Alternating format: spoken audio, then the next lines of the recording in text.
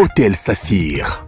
Un bijou au standard international en plein Matongé, au grand carrefour de Kinshasa. Plusieurs catégories de chambres, bureaux et appartements climatisés avec Wi-Fi et TV n'a faux prix. Petit déjeuner y compris dans son restaurant aux spécialités variées avec réduction des prix pour naba clients Oyuba Fandina Hotel. Ascenseur ultra moderne, disponible en permanence 24 heures sur 24, vous amène à tous les niveaux.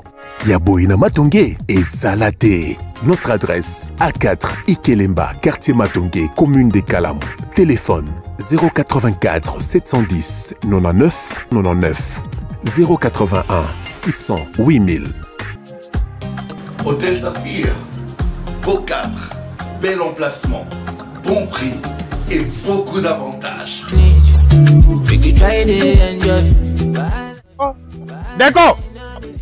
Oh, Mabidi. Oh, Yana Matadi. Ngai na Matadi. Yana kuza sarangi na Matadi. Abatika. Ebi so yo mprocedisinga. Ah. Nazaki kana banda na banda otambo. Bona. Wedi ba agence à douane oba okoma biso. Agence à douane. Na pesa ne komoko 3 containers na Kinshasa. OK. Pas de douane biso. Eh. Oh, 8 mois.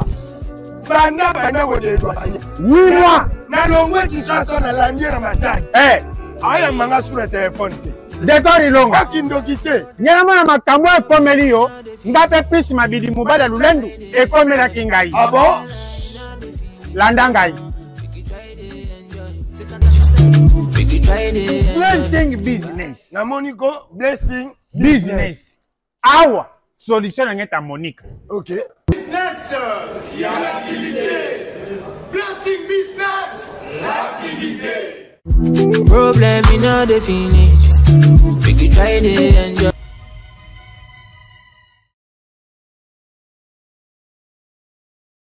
Mbote na bino balandi banso ya boso na politique tokutana na bino na mokolo alelo po ete tosola penza mai matali mboka na biso yango tosengi na bino merci beaucoup pour la confiance pe fidélité bozali na yango na kati ya émission yo bisika banso bwali kolanda biso bino ba bozali na Sénat topesi bino mbote bandeko boko tala biso na Assemblée nationale boko landa biso na cour constitutionnelle na cour de comptes na ba ministère nyonso ezali na kati ya mboka na biso na hôtel de ville de Kinshasa. Vous nous suivez depuis l'aéroport de Njili.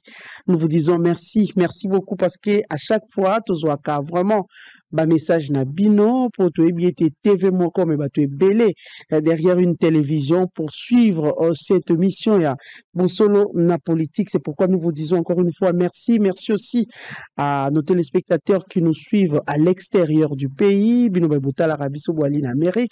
Vous nous suivez depuis l'Europe, Afrique mobimba, topesi bino mbote peto singna bino. Merci beaucoup pour la fidélité au Wakalango Tangonionso. Aujourd'hui, nous avons deux invités sur ce plateau. Ndeko moko ali en opposition kasi ndeko mosusu pe ali na ngambo ya union sacrée longo na bango pena toko solola mai matali mboka na biso RDC parce que nous savons tous que depuis le lundi il y a eu ouverture s'il faut dire démarrage ya ba consultation oyo ezali ko kambama et pas ya conseiller ya chef de l'état en matière ya sécurité mwana mboka Eberand Kolongele et siko penza tozali komonda ba acteur politique mingi c'est vrai ezali na ba force vive ya nation et belé bazali ko se présenter na kati ya ba consultation chacun azali ko pesaye makanisi. Nous allons d'ailleurs vous proposer de le début à émission nous allons vous proposer les différentes réactions après la sortie ya ba différents leaders na kati ya ba consultation. Nous allons vraiment en parler parce que nous savons qu'il y a une porte qui est ouverte bato banso motonyon so ba démarche ya liko sala manamboka pour trouver cette paix durable dans la République. Nous savons tous qu'il y a la démarche ya ba pasteur si nous présentons les prélats catholiques ensemble avec les CC. Oh, vraiment basé ko sala le tour pour na ko kende ko consulter pe bande ko mosusu ba pe bato pe ba leader ya bamboka mosusu toujours na démarche ya paix na katia République. Nous avons aussi vu le président de la République Félix Antoine Tshisekedi et Kagame du Rwanda na Doha devant le prince Elmir et Sikapenza bakenda isusu ko solola par rapport à cesser le fait en interne aussi. Il y a cette recherche, il y a cohésion nationale comme je l'ai dit au début, vous avez su qui a cette recherche et la cohésion nationale pour un gouvernement. Il y a Union nationale au Penza Tomoni, consultation ezali en cours et nous avons aussi que la SADC ainsi que l'EAC bombé encore la liste parce que nous avons vu la liste est commis à 5 facilitateurs. Est-ce que on tozokende na ordre dispersé na kati ya mboka na biso toujours pour la recherche ya paix, pour la recherche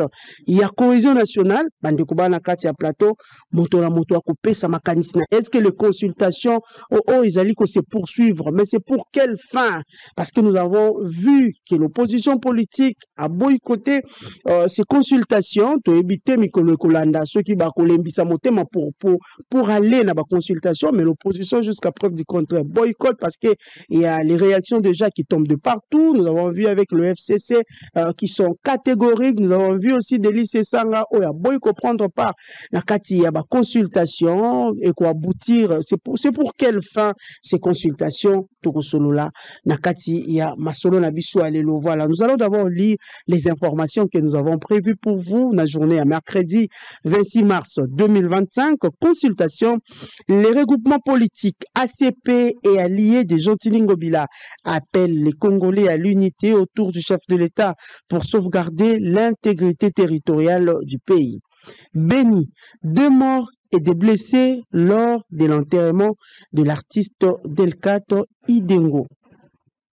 Consultation, les regroupements pro-camérés plaident pour un gouvernement de guerre. Burundi, RDC, Thérèse Kaikwamba chez Évariste Ndayishimiye pour le renforcement des relations bilatérales. Tanganyika, sur demande du gouverneur Kitungwa, le ministre provincial des Transports démissionne. Consultation politique. André Mbata insiste sur le respect des principes préétablis pour la formation d'un gouvernement capable de faire face aux défis.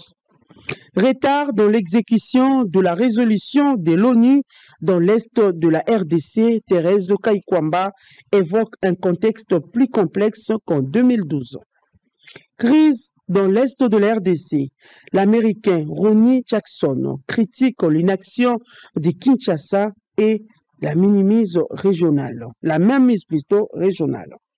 Gaza. Le ministère de la Santé du Hamas annonce 830 morts depuis la reprise des frappes israéliennes.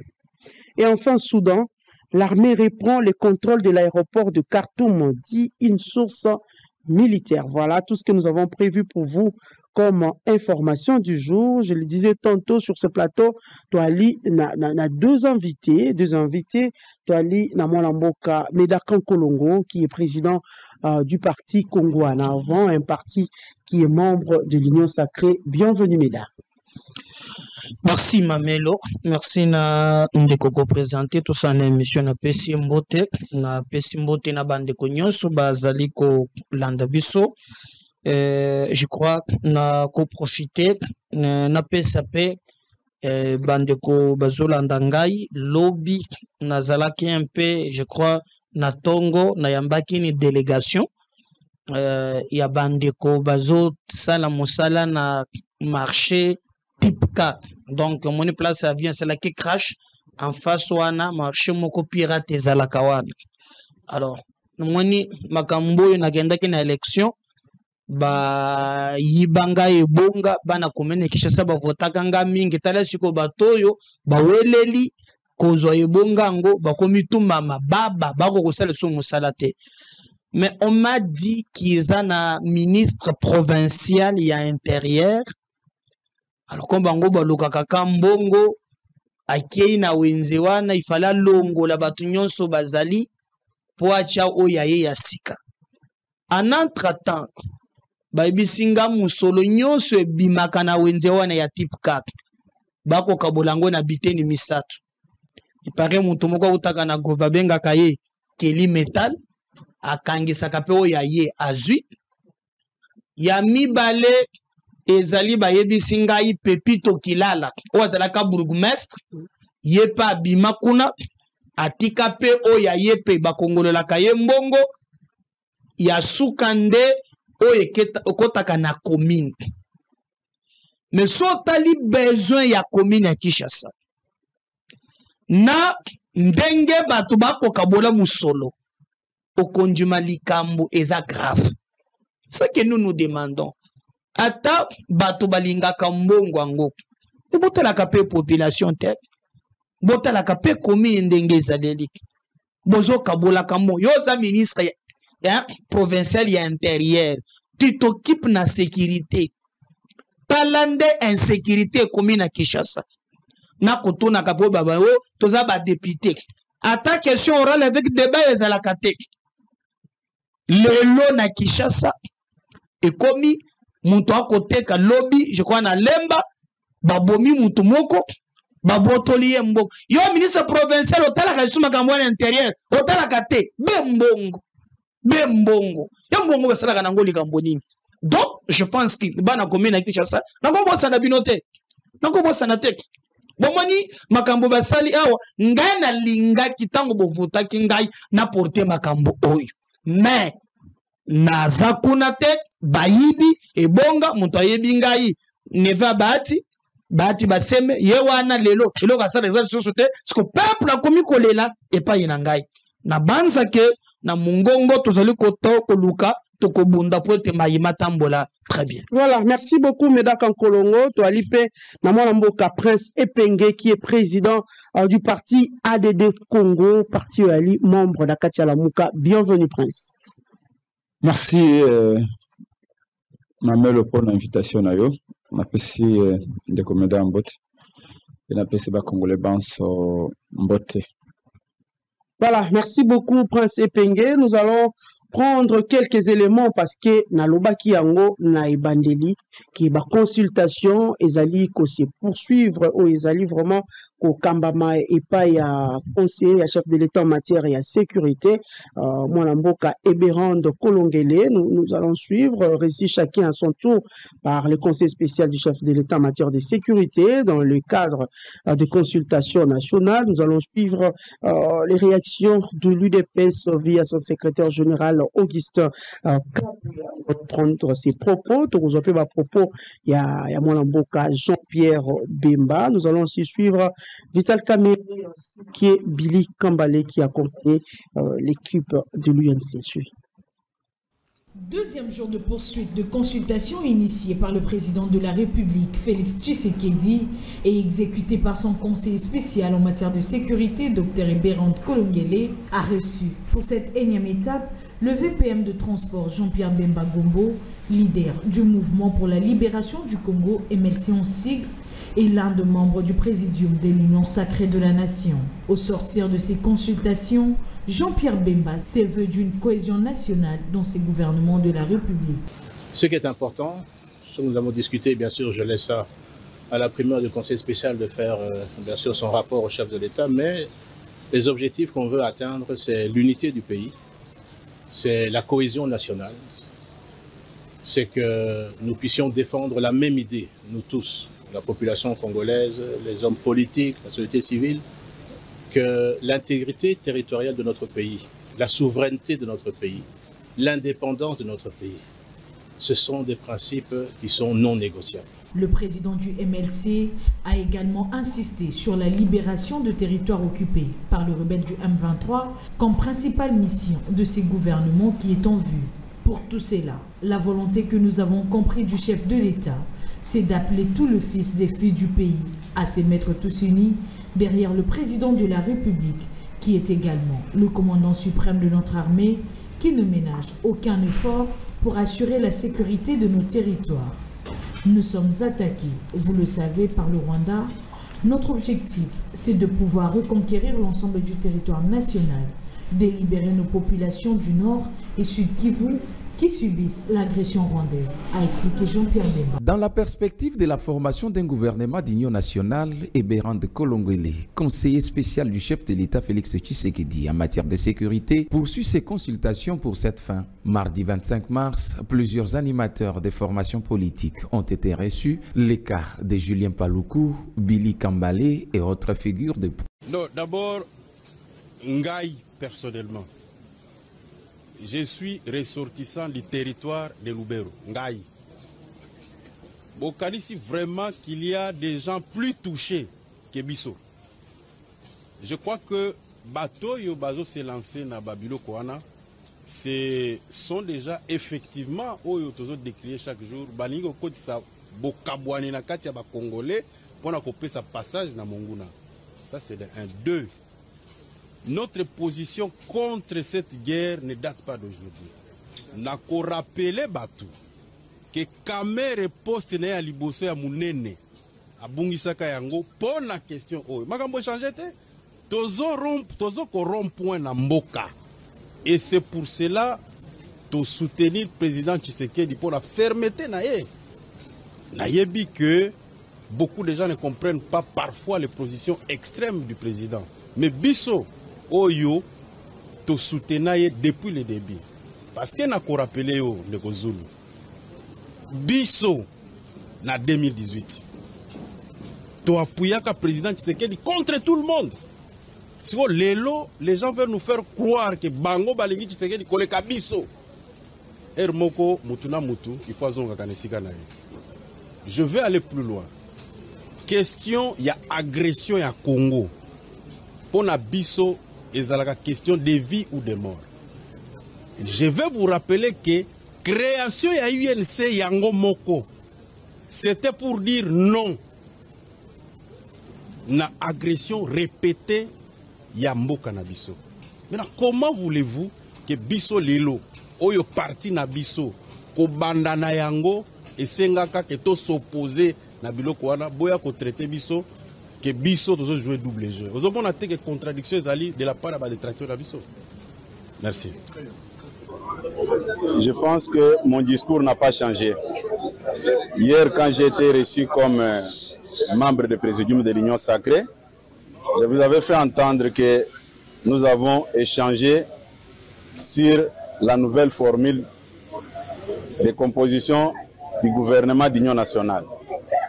Mais toutefois, nous avons un chef au-dessus. Ce que nous avons parlé, par respect de la haute autorité politique de référence, je m'étais réservé de ne pas tout étaler à la presse. Et je ne voulais pas que la haute autorité politique de référence puisse apprendre des choses à travers la presse. Et après mon passage, j'ai suivi les réactions de mes pairs de présidium qui se sont exprimés. Ce qui est tout à fait normal. Certains se sont plaints même sur certaines choses, ou moi-même comme responsable de la famille politique du chef de l'État, je me vois obligé de prendre langue avec mes pairs de présidium pour qu'il y ait la paix parmi nous. On ne peut pas faire semblant quand il y a un problème. En politique, il faut éviter des frustrations ou soit encore d'humiliation. Je peux rassurer à mes pairs du présidium que j'avais bien capté leur message et dans les jours à venir, je ferai de tout mon mieux pour échanger avec eux. Puis ce qui nous intéresse, nous au niveau de l'IDPS, c'est cette cohésion-là, c'est cette unité-là pour que les chefs de l'État puissent bien nous guider. Nous ne pouvons pas poser des actes qui créent des problèmes, qui créent des frustrations, ce qui n'est pas du tout correct. Il faut rassurer tout le monde que le chef est là pour nous tous. Pour la formation du prochain gouvernement dans le cadre de ces consultations, quel est le fondement sur lequel... C'est pourquoi je vous ai dit, madame, à ce qui concerne la taille du gouvernement, je vous ai dit dans mon introduction que je ne veux pas que ce que nous avons avancé comme point de vue, que ça puisse être déjà dans les réseaux sociaux avant que le chef de l'État soit saisi, puisque nous sommes ses collaborateurs, nous sommes des exécutants, mais le chapeau, c'est le chef de l'État. Voilà, technique, Prince Epenge, nous commençons avec vous. Touti Kolanda, bisogno so différentes réactions, il y a acteurs politiques après la sortie na kati ya salle au isika pi bauti kozala consulté par le conseil spécial du chef de l'État en matière de sécurité dans le cadre de la consultation nationale. Je ne sais pas. Chacun tient les propos de sa façon. Ce que l'on dit, Jean-Pierre Bemba parlait de l'unité, de la cohésion. Nous avons suivi les premiers jours Mbosso Kodia, le député Mbosso Kodia. Lui plutôt a sali appel. Il y a que cette fois-ci, il faut qu'on prenne des gens qui sont compétents. Il y a gouvernement parce que le chef a vraiment martelé la cohésion nationale. S'il faut aussi suivre Vital Kamerhe qui a dit qu'il faut vivre en bonne attente.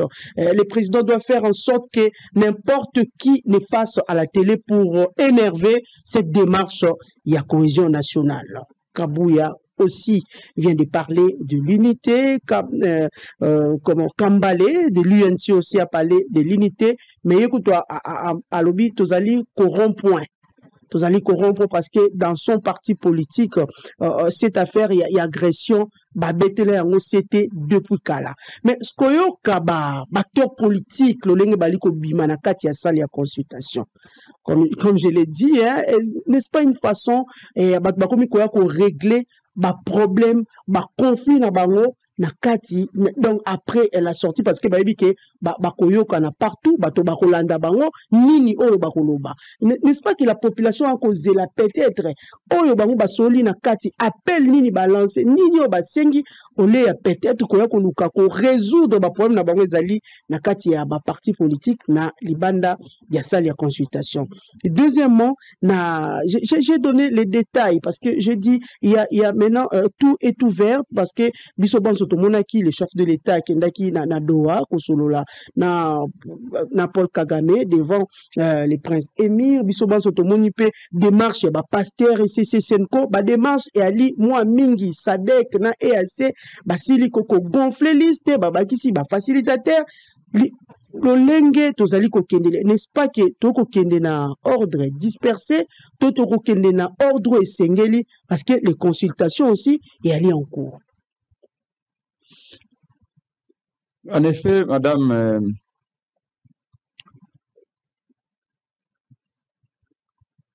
ozali na raison ya kotuna mutuna yoana. De la même manière, peuple congolais a commis mituna. Finalité, il y a ba consultation oyo Félix a initié. Nanzela ya directeur naye, plutôt ya conseiller spécial naye et Ali Nini. Quel est l'objectif? Cette question est d'autant plus importante que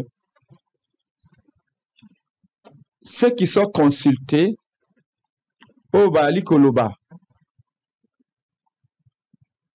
et Ali vraiment na zela ya makanisi ya Félix Yemeite. Félix Alobi azali ko consulter pour na koluka unité pe cohésion. Mais bato o Bali consulter Bali na discours ya division pe désunion ou désignon si vous voulez.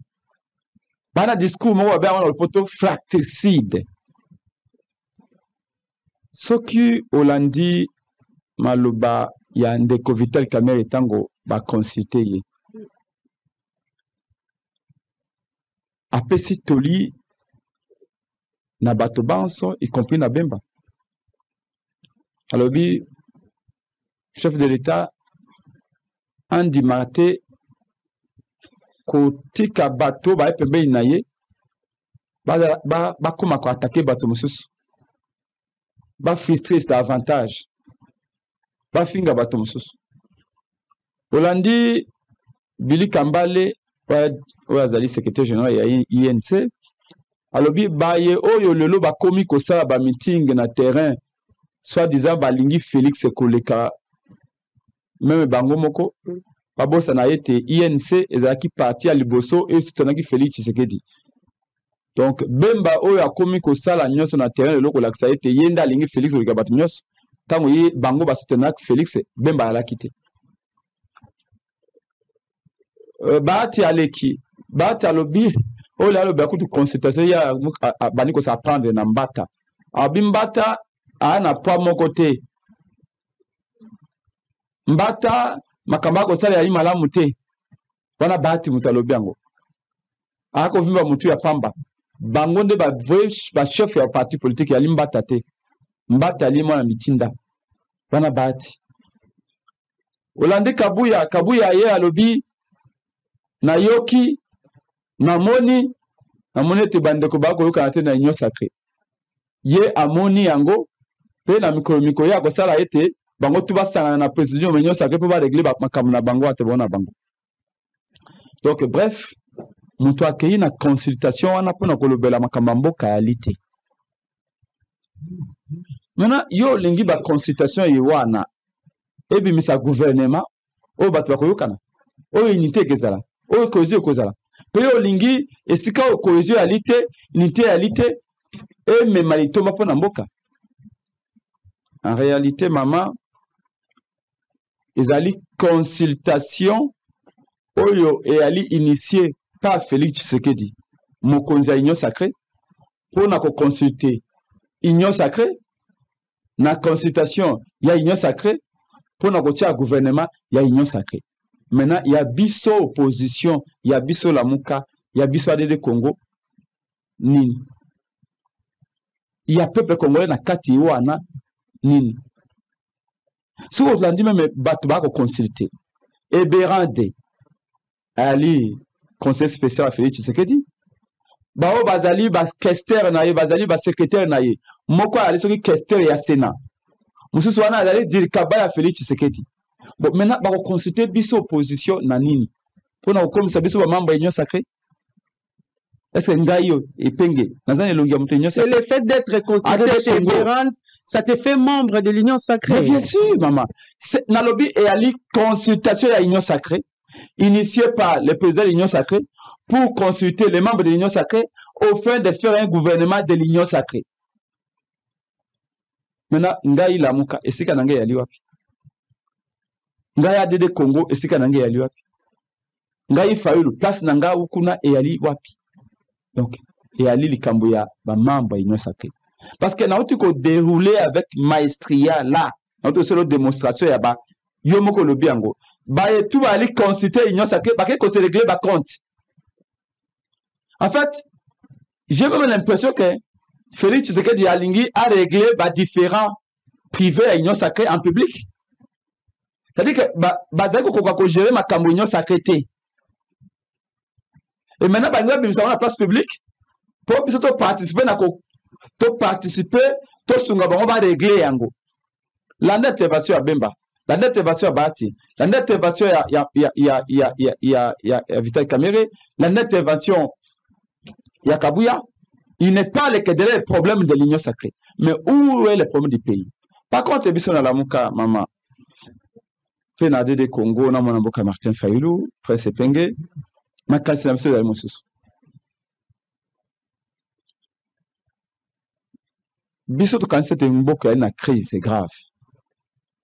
Mboka ali au bord du précipice. Ravin.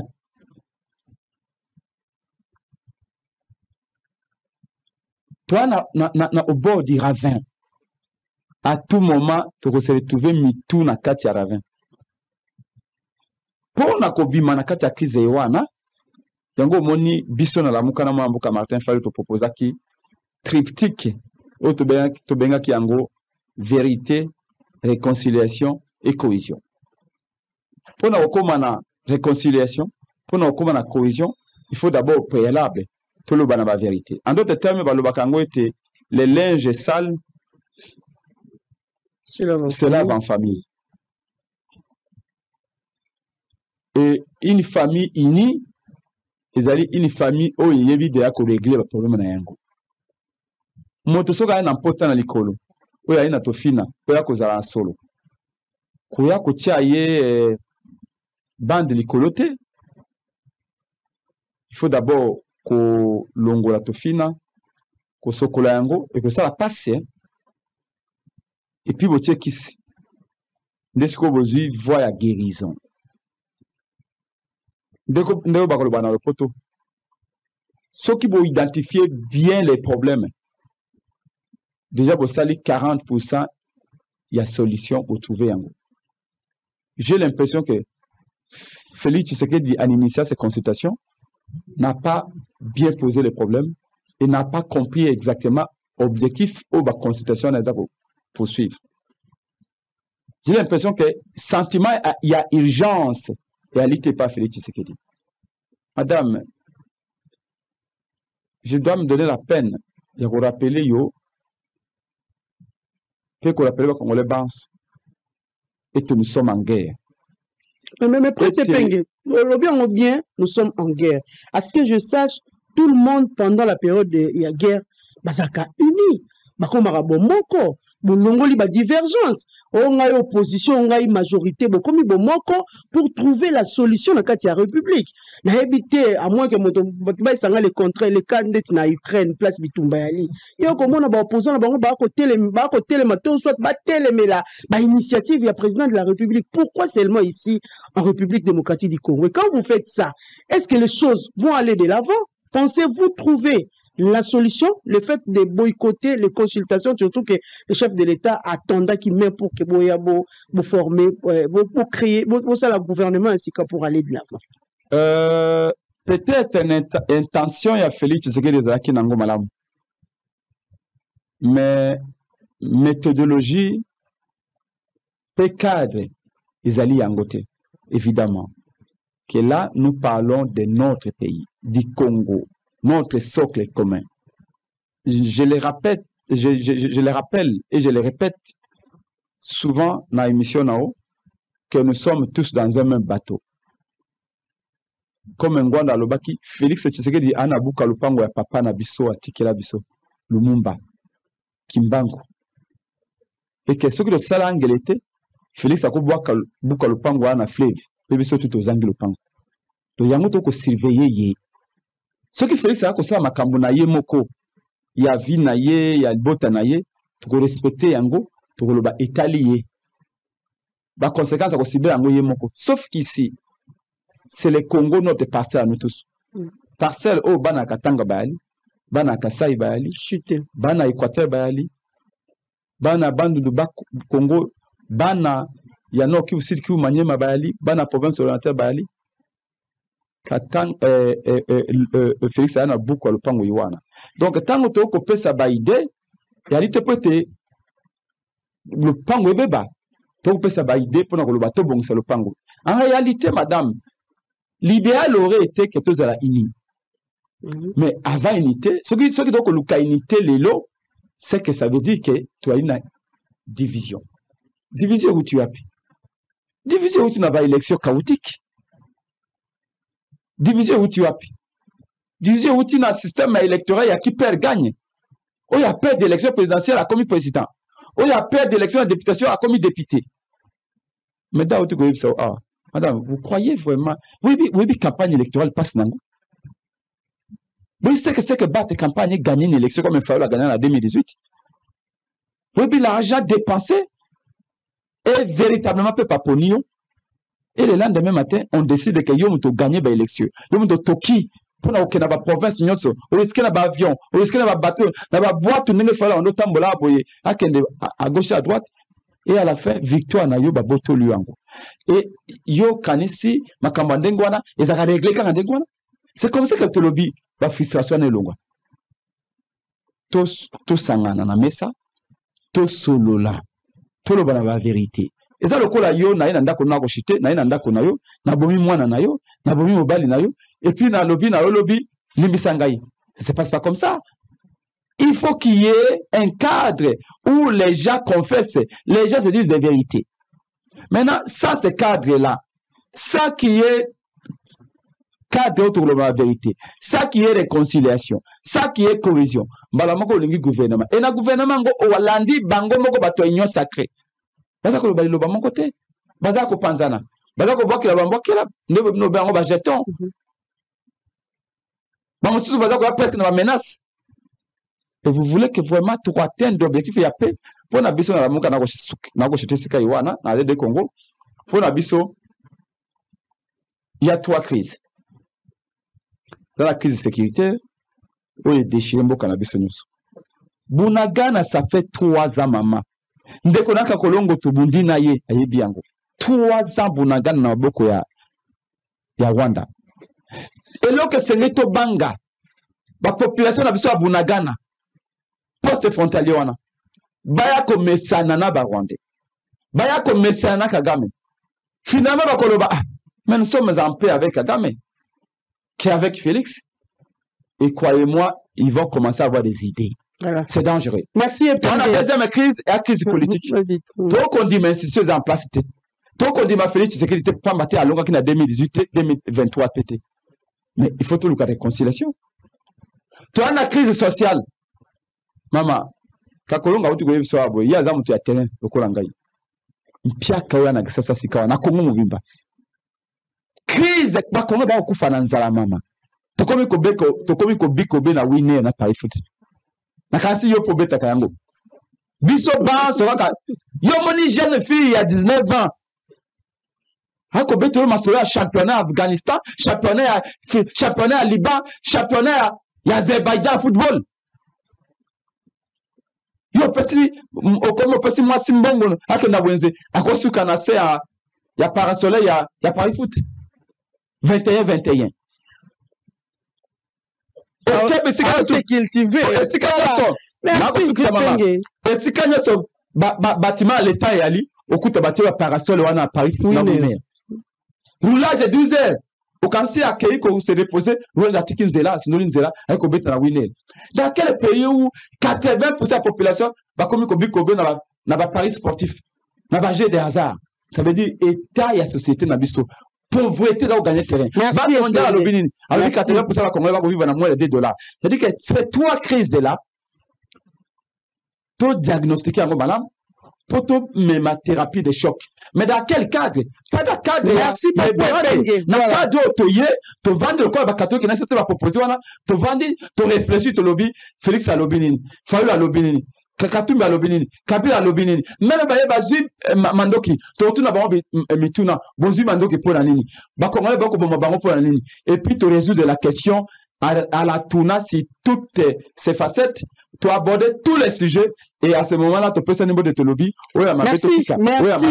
Merci beaucoup. C'est de cette façon-là que la Mouka a kanis. Mais eloko eberanda saliwana et alika kako somba milimu ya bato. Ko somba afin ko yebsa bato to voler notion la dignité, boye notion la conviction na bino, boya ko zama lipa. Maman, vaut mieux ko kufanzala mais ko garder dignité. Voilà, merci beaucoup. Merci. Moi mboka Medakan Kolongo. Principe ngalobi mboka eko kende na libulu mboka eko kota na kati ya érosion. Au lieu ya organiser ba consultation surtout qui est alikaka mingi na ba kasik ya union sacrée. Pourquoi ne pas se dire des vérités en face? Alors, Yami Balé non, la cité, Yami Balé. Opposition a boycotté main tendue. Il y a chef de l'État, il y a Likamboyo, il y a formation à gouvernement, il y a Union nationale. Il y a ceux qui pensent d'ailleurs que ces consultations commencent à donner l'image, il y a exclusion, il y a Batomosusu. Parce que depuis qu'on est en train de suivre ça, le il y a le 3e jour. Donc, on a mingi bakasik, il y a union sacrée. Bon, monsieur, il y a une question. Mais quand on balobi gouvernement, il y a union nationale. C'est que le gouvernement, il y a coexister, il y a coexister. Bah, qu'on consulter les autres, même personne, bah, il y a gouvernement, ils allaient déjà coexister. Gouvernement, il y a union nationale, il y a pour Sangisa. Bah, tout bon sauter. Si vous avez une consultation, vous avez mingi bilongi ya bateau déjà bazali na kati ya gouvernement oyo yali ko existe pour tout le monde mama soumi no pe aki na kati ba mzuku ba mituni keso ba bi bon on a ba institution lisusu ba komi ko consulter bango mwana mboka maloba yali epai na yo ba mususu ba bi contrairement ya démarche ya prélat catholique oyo ba proposer qui dialogue yali inclusif comme le veut l'opposition. Pourquoi nommer, Prince d'ailleurs l'a dit, pourquoi nommer un conseiller qui consulte pour plaire au chef de l'État? Parce qu'il sort et de l'UDPS et de l'Union sacrée. Mamelo, merci. Comment na mutuna na yo okolobela Union nationale pe olongo la baye bazana pouvoir? Sinon pas, son alande logique na yo na prince elingi kolobake baye bazali na maïma koleka na gouvernement baza so ba congolais te. C'est cette logique là na mona kango mingi Kagame azala karango. Nous protégeons des minorités. En d'autres termes, on peut écraser la majorité. Ces pays tokoto kango na baye bazana pouvoir, na baye bazana opposition, bango nyonso baza ba congolais. Ça que Sengeli toye bango très bien.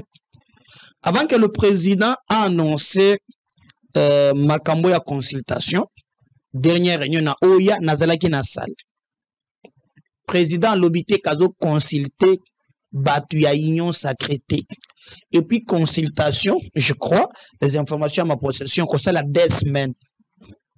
Peut-être que bande kumususu bakoya. Mais je partage inquiétude ya epenge na ya bande kumususu, peut-être selon bango. Mais là qu'on a kosenga bango toujours moins dose ya humilité. Le président ne fait pas un gouvernement de vedettes. Botoba yebani bastar te. Akosala gouvernement même baye bakabola kanaye d'ailleurs je me souviens mokolo makambo le bagyo le bakinga na zanzambete na cause na lenge na zokamba na mona ka keza malab me bande ko mususu ba mona ka keza mabe nali na besoin bande ko wana pe to tambwisa na bango mboka. Pour souvent na kulanda na bitando quand le président dit na lingi batu baya ba mususu na baye mais qu'est-ce qu'il représente réellement? Abandi ba menace biso te mutoli ko kamba mboka li Tshisekedi Félix amoni ke mboka ngo eza ya biso nyonso esengeli bandi ko mususu ba rejoindre eza ya fimbote telema tokie te bande kope baza pe na lolenge na bango. Cette façon de nous d'imposer au président kaka catholique biso tolingi kaka catholique non lelo na landi débat moko ezo salem na moni l'église catholique yango il y a 3 abbés moko il paraît aza soki na Kisangani moko aza na Goma moko aza na Kasai bango moko batelemi balobi bango lokola ba abbé bazo comprendre te comment leur église eza incapable ya kolobeli lobana ba M23 mais la Senko bazana facilité kaka ya ko critiquer gouvernement. D'ailleurs il y a une lettre bakomeli ouais na diocèse ya entre ba 3 diocèses wana ke bango nde bakomi ko tinda ba abe na bango wana po baloba na lande abe Blaise alobi non tozo loba eza nde biso tozo constater que la politique a tellement pris l'ampleur tobo ya kate mais ce qui nous fait mal eza que ezo salema ekomi kaka na lolenge ya ko favoriser ba Rwandais. Moi j'ai participé na ba marche na église catholique nakola kisayo cicatrice na ni ya Saint-Pierre. On a combattu ensemble na bande parce que tu ne peux pas dissocier l'église catholique na politique ya mboka na biso. Mais lingi kolobateke non depuis Tobanda c'est comme si depuis Tobanda comme on est dans un pays où non nako le bela catholique te soki na ba chango na dialogue te France na bango bien non et ça te depuis Tobanda ata to muni makambo ezo kende mabete ngai moko nazala ka membre ya union sacrée tango na collection makambo naza d'accord na bango te mboka na biso tokomi na besoin ya batu ya kosala analyse ya kotala besoin Congo et non pas ba individu. Donc cadre besoin imposé biso kaka Félix ya kaka na oya catholique oh Mais c'est lui qui gère. C'est lui le mieux informé. C'est lui qui a une information que le Kabiso News. Et ça y est.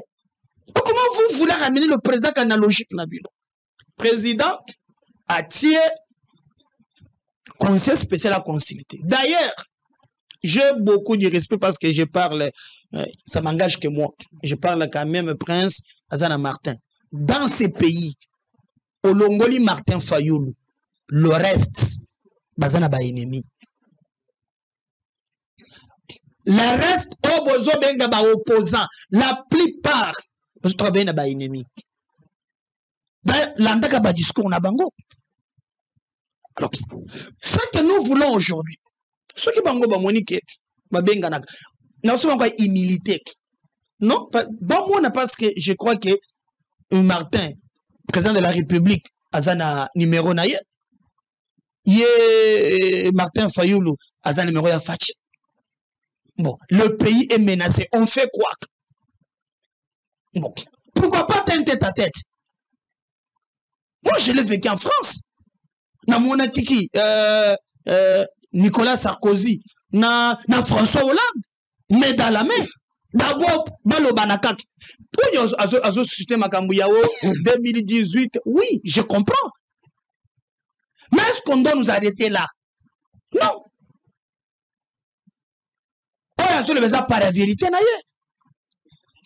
moi, et là qu'on a kosenga ezali, batika, qu'on ramène, ba penser que, oh, yo fatia lobby, eza kaka mabe, oh, bango, ba kolopone partout.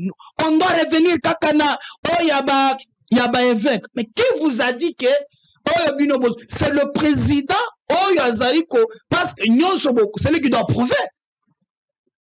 Donc, du point de vue là, moi, je pense qu'il faut évoluer. Il faut évoluer. Et moi, d'ailleurs, et sa position, il y a parti Nabiso, nous avons dit, consultation et Zali, mais pourquoi pas des contacts directs? Tout le monde a qu'un ailleurs. Tout le monde a qu'un ailleurs. En dehors, il y a ba oyo, bazo travailler pour l'ennemi, non. Mais ba ye oyo, baza kana ba divergence politique, pourquoi tu es un président? Est-ce que d'abord comment on est bérande des hommes à Benani? Et penga comment on est bérande? Aïe, dis ma gamboise, non, formule au bino bozo sala, hein, surtout l'ingangote. A comment m'embregno sa graine d'egni? Qui est de l'opposition? C'est un opposant Zanani. C'est l'homme au béco. Statut opposition Ezali. Ils ont défini rien à opposant. C'est celui qui ne partage pas l'olengue, gouverneur au Kotambola. Akoya a lobby na eberende que non buso par exemple ADD Congo tolingi oyote tolingi akamatin la zongi, ça change quoi? Est-ce qu'on fait un gouvernement le même jour? Radicalisme les capétés. Je crois qu'à un certain moment c'est parce que nani a lobby tokoyate opère de tokoyate, mais la plupart la bato balandiwana la plupart la plupart c'est ma biloko. Tout ça, c'est pas un débat, maman. Mais avec quelle opposition irons-nous dans ce gouvernement à l'Union nationale? Alors, le problème, il se me posait quelle opposition? Je ne sais pas comment vous définissez. L'opposition pour les années. Tu parles des vedettes ou bien de l'Union nationale? Il faut préciser. Si tu ne mets pas d'un gouvernement de vedettes, qui cite les noms. Mais moi, je donne des principes selon lesquels Nanaza opposant. Alors, sur le gouvernement vedette, ça, je te le concède. Mais moi, je veux que Baye Oyo Bazan en cas sociologique. Là. Les opposants sont connus. Comment on le Baba vedette? Les opposants à la KTRDC sont connus, non? Moi, je rappelle Ngaye, moi, je ne sais pas. Ngaye, mon opposant. Tu viens à peine de citer les noms de Fayoulou. Mais exact, parce qu'il ne partage pas. Il y a les Matata Pogno, il y a les Sesanga, Bazali Belé. Il y a le FCC avec Kabila. Exact. Et ce qui est Mali Belé, Mouzito. Alors, voilà. Lobby Petolanda, il y a une alternative crédible. Bano Baklaka qui porte, il y a la Mouka. Alors, Bajeno Baklaka qui porte. Alors, donc, c'est ce que, il y a un truc qui est opposition, hein? Yo, so dans la vedette, mais moi je parle na Pas opposition, ils ont colobaté. Les figures sont connues. Comment vous parlez de vedettes? Moi, je parle d'abord de texte. Vous parlez, moi, je te parle de texte. Nous en avons figure. Dans la question, Nani, Mobeko, Lobi, Kali opposant. Et puis, les figures viennent après. Nayebi Suyo, Nazali, d'accord, Lelo. Position à Congo en avant parti, Nabiso. Et Penge, Akende, Ayebisa, Makambo Koloba Ao. Parce que quand on parle, on note. On ne devient pas membre de l'union sacrée pour OKIT. Au Koloba déjà que Oyo Bozo le Bozo Baby ça Makambozo Loba Ao. A Koloba Yango. Donc, pour moi, je pense que Tochama ina viyo. Au moment où tu vas dans la période de Moko Boye, Maloba Oy. Pour eza la politique Moko. Quand moi je grandissais, na gobo sana koko nangate Sidonie Mbemba qui me disait bichikela toboye. Donc eko est tout le retard. Donc la politique de la terre brûlée, voilà le terme qui vient en français. La politique de la terre brûlée, non. Pour le moment, naba pombe naba yanga tomi kitisana no total lolenge nini toko sauver mboka na biso. Mais parce que le baki makambo ya ba membre ya union sacrée ba yebaki ekona. Mais d'ailleurs c'est l'occasion pour le président de la République de se débarrasser de cette classe politique non classable. Ok, ngai na yoki mutema pasi. Ezali na moni nani batu lugebo alobi. Mais ministre na ye moko ya travail. Ochiko kangisa bana moko mibale. D'ailleurs tout moko celui qui a un problème avec Epengo à un certain moment, na moni Daïlen. Na monina Dieudonné Kaninda ministre nani ya travail akangisi bango o balobi na ye likambo nini abengi bango na bureau na kangisi bango bino boza na union sacrée mais vous travaillez contre le président. Nalandi par exemple yemoko batulu ki attaque Mbata mais Mbata salinine Mbata il y a un premier vice-président de l'Assemblée nationale. Balongola ye, alele panan. Il y a un copé balongola ye, alele panan. Et moi, j'ai na réunion na palais de la nation. Na participé. Le président de Bakiboui. Je recevrai le secrétaire permanent pour n'appeler ça y est mission ya abongisa parce que présidium anazo sepela nangote. J'étais là. Mais ce qui m'a monique, Nini Ebimi et ses pélicibinotés. Parce que avant Ebima, président Yambaki, secrétaire permanent, Mbata Yambaki. Mais ce qui Ebimi, avec Boza, vraiment, qu'on se pélaté. Mais Boza, pour un président, que devenir na place, au bâtiment de la cohésion nationale, comment on s'attaquer? Namoni même balobi o Mbata azui programme batuya zo pesende bako yambate. Mais namoni après tout kaka programme o ya pesaki. Nde bato bazolanda. Donc je crois que même pas politique mais c'est gouvernement makambo pas politique ezate. Ezate.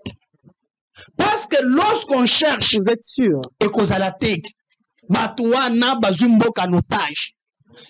Tu parles par exemple quand on dit que non, opposition à côté, opposition à ça n'a pas politique à Wapi. Mais pour un ministère. Ici, nous voulons un gouvernement. D'abord, la loyauté. On dit que Mokolonanga Lobaki qui est en mois de mars, vous en avez ça. La plupart que vous avez le présidium, Bandu Kokosolata. La plupart babandu ko le battre. Quand on a marche babandu ko le battre. On a vu quelques personnes qui tombent la mongongo. Mais quand ils ont appris, que tant de gens ont fait lobby, à part kaka bemba nanen, le lendemain, tant que gouvernement va se lancer. Donc pour nous, nous pensons que même dans l'union sacrée, Bako son présidente. La plupart. Déjà, il n'y a pas l'unité, il n'y a pas la cohésion, la union sacrée. L'unité, ce n'est pas autour, il y a un individu, il y a un positionnement. est-ce que tu s'attendre à un résultat positif, surtout que nous sentons déjà que la plupart qu'est-ce qui vous rassure, Barozalate? Comportement na bango, le président a décrié yango. Il a dit au Fandaki na bango, bino kaka poste, pas politique. Ba mususu bisonde to banda to kuto le bani bisonde to lesa fachu potopoto. Bisonde to zalaka. Pourquoi quand il s'agit de postes, Boyaka rouge, mais quand il s'agit de défendre la nation en danger, tu sais un jour, na makambo e bandi nazaki na dans une émission et pande ko na bino mususu toujours défendre moko singa yo zoloba umunikete nanga lobi na marsa ko zala ba venyo so bazoloba te on se met en danger les lots pour le gouvernement ndebe ba règlement des comptes. Nous pensons pour nous qu'il nous faut un gouvernement, il y a compétence, un gouvernement d'abord réduit au moins il faut pas qu'il y ait un ministère. Toza na lobby ebo edenga le ministère il y a aménagement ya territoire. Bako chawa na ministère urbanisme habitat. O mususu oyo ezali ya soki ya o bourgmestre o ya kitambo ya azo asimi kongo kimingai. Uzumuleke ezaka pona ko on doit réduire train de vie à institution. Kokamata, moi misolo, kokende kuna, en dehors il y a compétence, il faut la loyauté. Les compétences, on achète, voilà. Mais la loyauté, on n'achète pas. Merci, mesdames, merci. Moi, l'amboka, principe, mesdames, quand Kolongo appelle l'opposition à l'humilité. Et si aujourd'hui, l'opposition ne prenait pas part à Katia, initiative lancée par le chef de l'État, vous pensez que nous allons aboutir à vraiment un consensus? Encore une fois, Madame Nadine, et le cause le plus important pour nous, biso, et le cause yo ou lukakoye beyali. Pourquoi il faut l'unité nationale? Pourquoi il faut la cohésion nationale? Quel est l'objectif que nous visons en cherchant l'unité? Quel est l'objectif que nous visons en cherchant la cohésion? Parce qu'il y a une guerre. Comment Félix Tshisekedi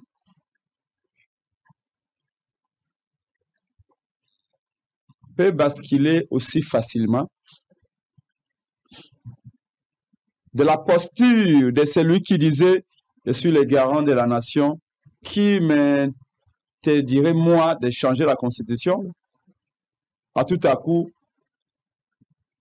unité nationale, gouvernement national. Ce qui est, ça ne va pas. Et tout ce qu'on reprochait Félix, c'était. Tout ce qu'on reprochait Félix, c'était le fait que, à Longwena, à un moment donné, il marchait un peu comme un éléphant dans un magasin de porcelaine. Il voulait tout casser. Il était dans la logique du chat à boire, la caravane passe. Je suis le garant de la nation, je vais changer la constitution. Bolinga, bolingate. Patatra, parce que l'idée, a comme une idée, Bana Congo Boyato Sangana, unité nationale, tout côté dans le gouvernement. Sa transition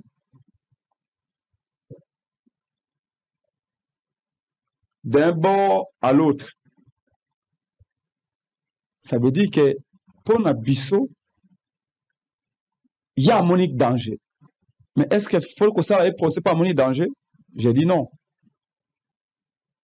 Vaut mieux tard que jamais. J'ai conscience qu'il y a danger. Et s'il y a quelque chose dans le grand frère de Félix Tshisekedi, c'est d'aller jusqu'au bout. Mais j'ai l'impression qu'en cours de route, il veut réchuter. Et ça ne m'étonnerait pas parce que Félix Tshisekedi a sali un pas en avant, il fait 6 en arrière. Ce qui est très dommageable pour un leader. Un leader, quand il fixe les caps, il atteint les objectifs. Mais ce qu'a montré que danger zali, ok, tu peux partager que danger zali. Ça c'est vrai. Il y a un danger. Il y a un danger. D'ailleurs, on devrait faire même très vite C'est comme ça que moi, personnellement, même parti dans le Congo dit aux catholiques, il faut accélérer. Madame, le Congo est un pays seul. Congo, tu es allé le col en Akati Océan, ba pesi biso moi pirogue moka moke, na lutu. En guise un caille. Imaginez-vous la suite. En place un caille, ba pesi au lutu. Siko, bimana moi pirogue ba pesi wana dans l'océan. Ça dit que il faut un miracle. Tous les compteurs, tous les voyants sont rouges. Et oui, tous les voyants sont rouges.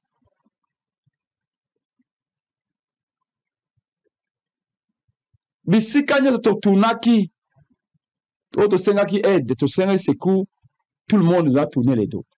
Je n'ai pas dit Congo, je n'ai pas de Félix, je dis Congo comme État. Évidemment, avec ses dirigeants actuels. EAC, Aza complice dans le Cambo. Il y a guerre. Sadek, Odo Tchaki Motema, Sadek a Kangi Bisaka, a lobi Nana Kei. Angola, oyo abana ko sa médiation. Angola lobi bo miyengai, bo sindolingai boke na Doha, boke na Qatar, bo tunaki ngai te. Angola lokola poste pilote a sokoli maboko. Aki. To yambi yaya oyo na kobenga yaya parce que ngamba sali biso eza makamba mutu na sema ko likolo. Mais c'est comment Romy Jackson, c'est ça? Ronnie je crois Jackson. Moninga na yo Tina Salama a présenté biso Ronnie Jackson le col a envoyé spécial. Il y a président américain auprès de Félix Tshisekedi. Félix Tshisekedi a déroulé tapis rouge. A yambi avec les honneurs. Ronnie Jackson a été na Rwanda. A zone des États-Unis que c'est un rapport à comme le Sénat américain a lobby nasina kenda bamboka nyoso na kenda mboka moko tena na kuti corruption eza kolumba solo kwa na Congo Félix Tshisekedi. Ngaite mutu azakia américain yakia boy. O ba yambaki na tapis rouge na présidence. Oh Masanayo Tina Salama a présenté biso le cola envoyé spécial Donald Trump. Mais ba de tout ba ningisi mitwa ba de tout ba applaudir ba bi et envoyé spécial américain yi awaboy. C'est que guerre ici. Mais à zone États-Unis, avant-hier à lobby, non, on a corruption, na mboka lokolo na mona Congo Félix Tshisekedi. Abi Félix Tshisekedi ne maîtrise rien. Abi il n'y a pas d'armée. Il n'y a pas que compétence aux États-Unis. Ça veut dire qu'au vu à tableau, nous sommes un pays seul. Nous sommes un peuple seul. Mais que faire? Que faire? Félix a fait une proposition. Attention.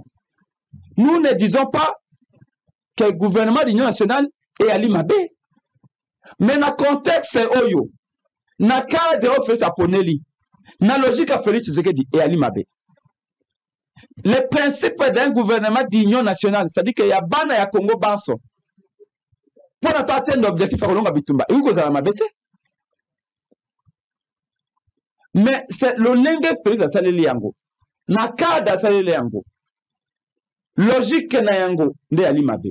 Logique na yango yali logique ya Félix Tshisekedi yali boya otu na ngai mutu na mutu aza mwa ndamba kwanga na ye bokanga minoko. C'est tout. N'est pas inclus plutôt peut-être qu'on a ça connaissance na compétence et bon dans cette logique wana nya aucune connaissance ate penge mayele na ye bazana besoin de expertise na logique wana expérience na bino na logique wana logique même bâti au ministre ko au komi bolingo sa cabinet na ba ko sa cabinet bon ngai na ministre so na cabinet na ngate na ba conseil na ngate je vais travailler comment est-ce que vous savez que na ba gouvernement mama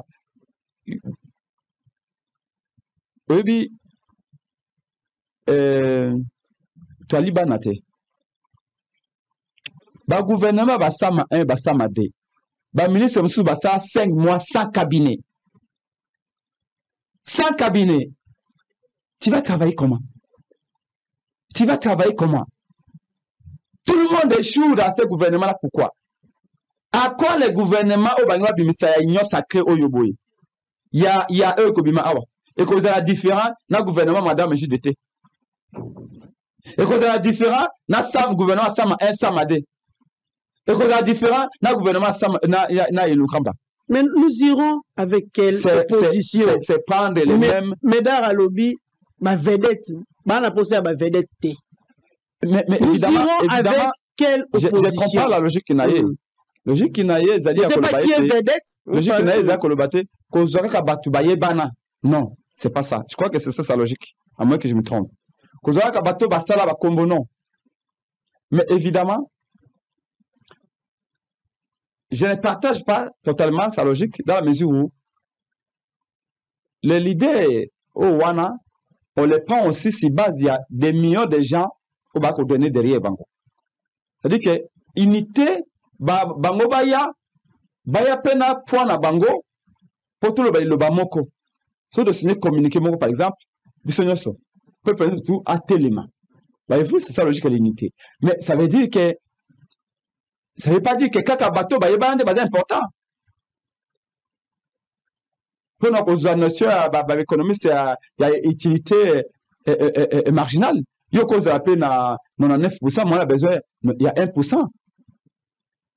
Bref, je voudrais continuer ma logique pour vous dire que, madame,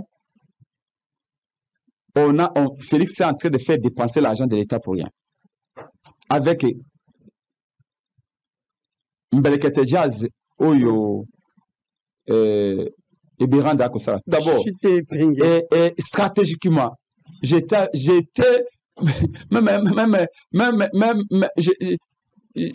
enfin, Félix, c'est un grand frère. Dans le programme toujours. Mais très souvent, à Beta Kalibanda. Est-ce que ça passe qu'à Zorgeye? Parce que pouvoir, Machiavel nous a mis tous en garde. Attention, pouvoir nyoso ya munene, c'est aussi attention te. Et qu'on peut sayo assurance et trop, à un moment tu te crois pour un sérum. S'il avait un conseiller, il lui dirait, même poids à mon tuyaché, et Birande. Voyez Birande là, même un gars épingue. Et Birande, on doit consulter qui? Mais il consulte. Au moins, on va bien qui t'engueule sur Bazalaki. Et un mot n'a pas bien qui t'engueule sur Bimbo. Viona moi, ce qui n'a pas un mot beaucoup bimbo par respect vient à côté là, mais n'a d'accord. Mais Birande, n'a pas tu à Kester. Il y a Bio à Sénat et tout ça. Bah, mais ma pro anagnos. Quand même. Mais là, qui a bête à rappeler un bon day. Non, maman, nous sommes en politique. Mais dans un parti politique. Maman, quand tenir un parti politique dans ce pays, c'est pas facile. Donc, pour vous, cette place. Le col est pengue. C'est cette place, Zali. Maman. Donc, il demande à Zali, on a Zali. Non, il ne fait pas le poids, maman. Kabouya a consulté. Et bien d'accord. Kabouya avait consulté. Et bien d'accord, consulté Fayoulou. C'est une blague. C'est une blague. Et tu as bien Titina à Zalagas que Ebéande a consulté le Titi. C'est que Félix a bêté les bandas. En fait, bref, je me pose la question, est-ce que Félix voulait vraiment atteindre l'objectif? Non. Donc, bref, cas de Ali Angote, Batu Bayali Bangote, objectif poursuivi Ali Angote. Tant qu'on de quoi que les prochains gars, tant on a que l'Église catholique, évidemment, par principe de l'objet, on ne peut pas reprocher Félix Tshisekedi à cause de l'idée, il y a un gouvernement de l'Union nationale. C'est ta proposition à lui. Et sa proposition à Félix Tshisekedi, tu respectes Yango, mais tu partager Yango. Bisson a sa proposition, je demanderai dans des comédiens à respecter Yango, à ta partager Yango. Ce lobby, il faut tout cela. Mais tout cela, cadre où les alliés, où les catholiques vont adresser Yango. Les alliés peu opinion à Bissot. Et à la vérité, mes opinions à Bissot. Nous pensons que cadre où les catholiques, ils permettent Bissot, tout cela, macambugnos, tout le la vérité. Sans vérité, moi, je se réconcilier et réalité. Consolola na consultation, wana ba eberan bali crédible. Mais consultation serait pas après là. Consultation serait réalité. Consultation zali oye epenge. Olingini. Oh ngana lingi. Otamboli na cahier des charges pour reprendre maina bino ka. Je te dis la vérité. Lobi na moko ya opposition lobi bango na kati ya cahier des charges na bango ba insérer dialogue. Il n'y a rien. Kune ali Bati akeya binga na zana 5 ministères yanga iba ministère bo bakisanga mibale. ceux qui vont tenir propre politique n'angaï. Vont tenir compte propre politique n'angaï. Mais non, je vous montre Ezali ni image na kopesa yo. Oya keya lobi mbonga na zana toi ministère n'angaï. Ah boko bengo opposition, boko longola nini politique n'angaï. Mais c'est ça que je vous dis. Mais c'est pas une première, non? C'est pas une première. Non, c'est pas ça. Nous, na il y a conférence nationale. Non. Le président Étienne Tshisekedi, madame, premier ministre, ce qui nous importe, pour nous les gens, Bunagana ne peut plus rester 3 mois de plus. Il y a Paul Kagame. Pour nous les gens, à Bukavu, à Goma, allez entendre ce qui se passe là-bas. Parce que il y a insécurité. Il y a ceci, il y a cela. Près d'1 million de gens, ban en brousse. Oui, combien d'enfants ne partent plus à l'école? Merci, notre urgence, c'est quoi? Le lot, comment va Kinoa va le Paris foot? Merci. Comment les investisseurs viennent? S'il vous plaît, madame, j'ai fini, s'il vous plaît. Vous avez suivi les investisseurs, vous avez suivi les économistes, vous avez suivi Batogama avec les banquiers. Qu'est-ce qu'ils ont dit? Il y a 3 zones bancaires. Selon le langage de la zone bancaire. Première zone, c'est Kinshasa. Deuxième zone, c'est Katanga. Troisième zone, c'est Nord Kivu, Sud Kivu. Aujourd'hui, on a perdu les 2 Kivu. Il y a un manque à gagner pour l'État congolais, il y a un manque à gagner pour les entrepreneurs, il y a un manque à gagner pour les banquiers. Aujourd'hui, maman, les risques payés sont tellement élevés qu'aujourd'hui, les Congolais ne peuvent plus aller emprunter l'argent parce que on peut avoir un taux d'intérêt très élevé. Aujourd'hui, aucun investisseur sérieux à Kouanamboka. Est-ce que nous devons continuer à penser que les statu quo nous bénéficient? Non, maman. Merci beaucoup. Les statu quo actuels n'est pas en faveur du Congo. Voilà pourquoi, pour nous, les dialogues, c'est pour sortir de la guerre. Les dialogues, c'est pour sortir de la crise de légitimité.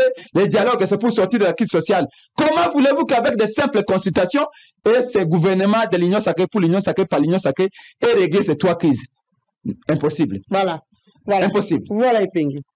Moi, Mboka, Neda Kankolongo.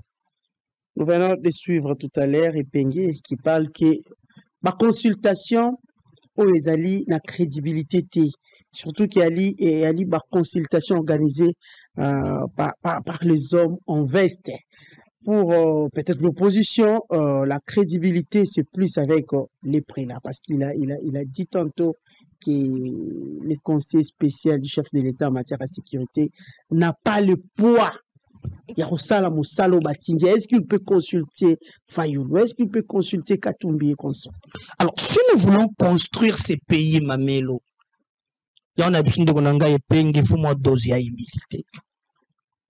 Lobby Eberand Azanan. Eberand, je crois que dans le passé, a comme directeur du cabinet adjoint à président de la République. A comme, je crois, ministre Nambo Kanabiso. Aujourd'hui, Azali conseiller spécial. Bon, je ne sais pas, Kozala Montuna Congo, na CV na Tangeli Owana, Eza Mabena les Cambonines. Et nous devons aussi dépassionner le débat. C'est-à-dire, Somuninga et Penge, tous un plateau, notre réflexion est Sengele Zala. Au-delà, il y a Batou. Mais de ce que nous proposons pour le Congo. Parce que il fallait ce que Bacheli en Bongo, Ndako Kende, mais ce qui a moni, Kezali et Berand, donc Aza Moutouté, Aza Napoate, ça, en tout cas, je le concède. Mais Nathalie Soka, Naïbi Vinaïete, mais Nathalie Kamonga Naïbi, quand on a été déjà dans Nambo Kanabiso, Ozali, directeur des cabinets adjoints chargé des questions juridiques pour un grand pays comme celui-ci, Oza la présidence, Nakabiso Oza Kamemo Moutou. Bébé, Soko comme ministre, na save na mboka na biso oza na moi parcours. Mais maintenant, peut-être que Epenga zana besoin ya bater mona lobia bato ba yebani makasi. Ko yebana mingi ezali penza makasi. Peut-être que zente ba vie sayo lisanga bonganga, hein, kozo ba vie je folenga ngoi. Alors wana Epenga ko bato ba yebani makasi. Alors, moi, na logique, nazo concédé. Mais moi, je pense que nazo mon ateloko a reproché na Eberand. Et aussi, Oh, Félix Tshisekedi, Nazo Banga, Montoro, comme ministre composé cabinet. Mais s'il y a un président démocrate, c'est Félix Tshisekedi qui donne la liberté. Mais yo ngai muntunaza kuna, ngai muntunaza awa. Félix Tshisekedi a nommé par ordonnance présidentielle. Na longwa prince oza témoin. Na kei komo na mutu ya opposition. Ba tutu ya pouvoir. Oh ba mona ka pouvoir on dirait ni. Ba diaboliser nga partout. Je me souviens un jour réunion sacrée, ils avaient na fleuve Congo hôtel awa. Moko azo doit tengai. Alobi oh ngai na kumiko zo contact na opposition na zo longo na ligne. Il y a union sacrée. Mais yewana na okiba information qui a commis na nanga. Mais ngana tika na so bonda kaka na plateau à télévision. Yo kamukolo moko fatia loba ke non ndiwena non. Donc nous avons un président de la République peut-être ozo kango na musika. Oyebadi na ndeko avec na opposition, mais koutane na gestion, c'est quelqu'un qui respecte tout le monde et lorsque a pésu fonction ya kwasime yo moko a côté la latitude. Donc oh non, ceux qui ba ministre bazali atiaka ba ezali kutaki. Mbogo kofaki po balobaki. Maintenant na yebise ki yo. Prince Penge. Nazo comprendre crainte na yo. Vous savez un leader d'opinion, c'est lui qui doit éclairer la masse. Un leader azalaka na masse. Mais un leader éclaire la masse. Dans la situation toza nango lelo, il nous faut des leaders courageux. Et Penge, aujourd'hui, je ne dis pas papa aux awa, mais naïbi quand même que au bundi atumba na mboka oyo. Mais mboka na yo est agressé. Non, ce qui n'a pas kuna, bakoloba nanga, nani akoloba. Mais yo yaka, nous avons vécu Katumbi aujourd'hui. Azawapi. On a vécu Katumbi ici. On n'a pas Kabila aujourd'hui qui est avec Nanga et les autres. On a fait FCC cash. Nana Kweb Sangalelo. Alors, même l'union sacrée, on l'a fait avec Katumbi. Souvenez-vous, consultation Salamakawa, Kakabine de Motikala Kilibanda. Le Congo, c'est le Congo de tout le monde. Un leader ne peut pas être esclave, il y a opinion de telle façon que non. Même lui qui est appelé à éclairer l'opinion, il est maintenant dans la masse, non. Et ça va capter. Donc, moi, je pense, nous allons comprendre crainte, il y a Epenge, hein, et Zali, et d'ailleurs, Natuko le Banayo, Awa. Na classe politique moi j'ai beaucoup na ba information na zanango le sel na boyo tangi ba yebani ao o ya zana nanga na Kagame te longola ka fayo le reste bazana nanga na Kagame j'ai des informations le reste o tangelinga ba vedette na yo wan bazana nanga bazana Kagame.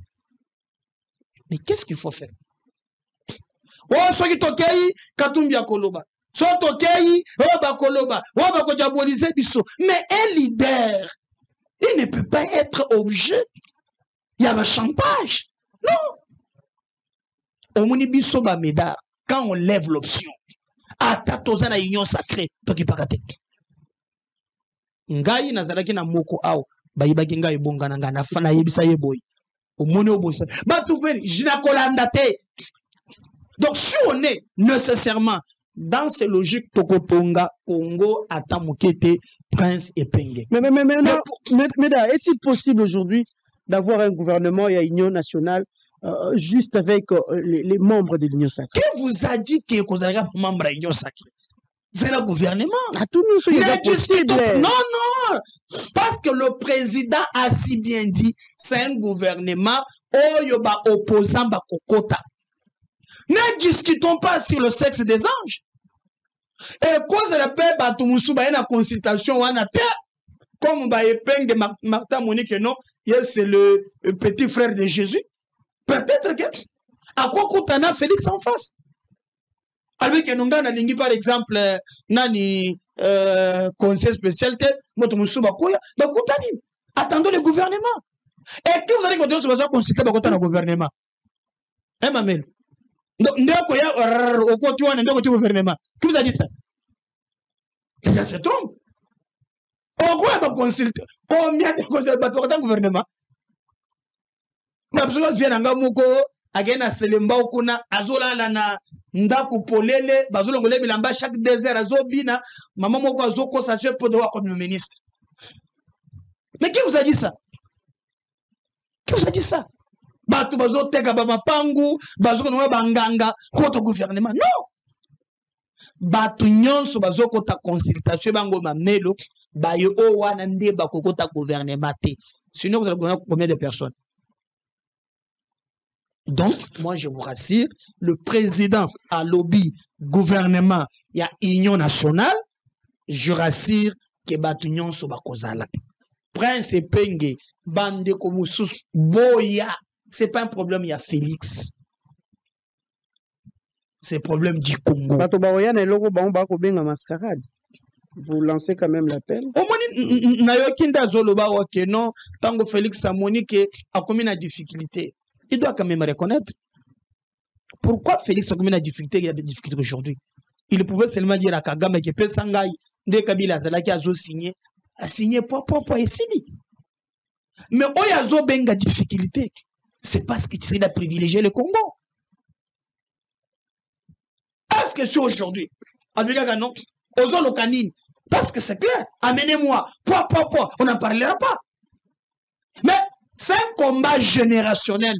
Ngai na ye, tokokamba Congo lobby, tokuto Congo ngondengeni. Ça fait 30 ans, batunyon so baleka, balmaleka mbondenge ya mabe, conséquence yango lelo. Il est en train ya komema eloko oyo depuis umele nyoko la kamboka. C'est pas crise moko asuki na le moko personnel, non. Non. Moi je pense l'ère aujourd'hui n'est pas un discours il y a tolo kandenge toko bendan. Je crois ndekonangai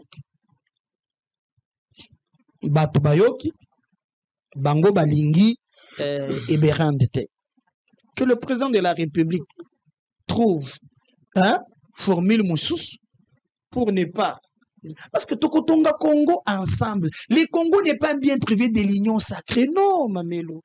Ni de l'opposition. Tokotonga Congo ensemble. Baye bazali ko rejeter bat. Bangonde bazali discours ya radicalisme. C'est pas le moment, Mamelo. Pour le moment, nous avons des leaders courageux. Oyo bakoye babeki en tout cas, l'opinion regardez ce que nous voulons. Ensemble, de toko sauver mboka oyo. Et penge ayebi kengana itobunda kaka na likoloba. Mezana batu pona kokota pouvoir. Il le prête. Babo ma maman. Ba image trop sozo mona wana. Okota lango des fois. Po batwana lobby. Ba koma awa. Bazo pouvoir. Donc, tout le sabana na biso. Ko boma pe. Ko égorger ba maman. Ezali moyen d'action au pouvoir. Pour accéder. Si maya makila non. Non.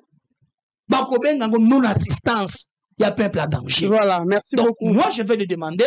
Au-delà ya kibongai, au-delà ya koyebana, Congo et yebani koleka biso nyonso. Un peu d'humilité, tokutana, yaka. Yo comme te, la muka, na bande komusus, boya, lobby, okoma ministre, okoma nani, to servir Congo en temps de guerre. Merci beaucoup. Ministre ya, peut-être ya intérieur. Yo la pollution à front. Il y a la communication et médias. Communication et médias. Bon. Voilà, merci beaucoup. Non, donnez-moi le temps de lire parce que l'obipé moi mingi maimatali les docteurs Cachemire Désiré Kolongele, nous allons quand même lire son portrait pour Batopé Baïba qui est Cachemire Kolongele, homme politique, ministre, professeur des universités, avocat, consultant, expérience et connaissances approfondies en droit congolais, RDC, OADA et comparé des affaires avec comme spécialité droit des sociétés, des procédures de recouvrement des créances et voies d'exécution, droit des entreprises publiques et mixtes, des contrats spéciaux et des investissements, droit des partenariats publics-privés et des règlements des contentieux d'affaires, règlements judiciaires par conciliation, médiation, transaction et arbitrage, droit bancaire, droit des mines et des hydrocarbures en RDC. Kolongele est aussi un bon rédacteur des textes et actes juridiques ainsi qu'esprit d'entreprise. Voilà au moins biographie au Batelibiso Awa et Mboka Désiré Kashmi Kolongele et Bérande. Nous allons prendre cet élément de l'inspection générale des finances. Une délégation du programme des Nations Unies pour le développement conduite par les représentants résidents en RDC, Daniel Mama, a été reçue ce lundi par l'inspecteur général, chef de service de l'IGF, Jules Alingueti. Les échanges ont porté sur l'évaluation de la coopération entre l'IGF et le PNUD. Suivez. Une délégation du Programme des Nations Unies pour le développement PNUD a été reçue ce lundi à l'Inspection générale de finances. Les ordres de Jules Alinguet, inspecteur général de finances, chef de service, étaient conduits par le représentant résident en RDC, Damien Mama. Les échanges ont tourné autour de l'évaluation de la coopération entre l'Inspection générale de finances et le PNUD. Il faut noter que l'IGF bénéficie depuis plusieurs années de l'appui technique du PNUD dans le domaine de l'informatique. Un logiciel du traitement ou d'analyse de données dont du PNUD à l'IGF a été essentiel dans le travail des inspecteurs des finances et de l'administration de ce service de contrôle supérieur. Plusieurs dotations ont fait l'objet de ce partenariat de la part du PNUD, notamment des ordinateurs, des panneaux solaires ainsi que la licence pour l'exploitation du logiciel TeamMate et autres matériels. Les deux parties ont également fait le point sur la nécessité de retracer le besoin futur de l'IGF pour une intervention dans l'optique de consolider le partenariat dans le domaine de la lutte contre la corruption, a fait savoir à la presse le patron de l'IGF, l'inspecteur général de finances, chef de service Jules Alinguet. C'était un moment d'échange fructueux pour une collaboration consolidée de part et d'autre, a reconnu le représentant pays du PNUD en RDC.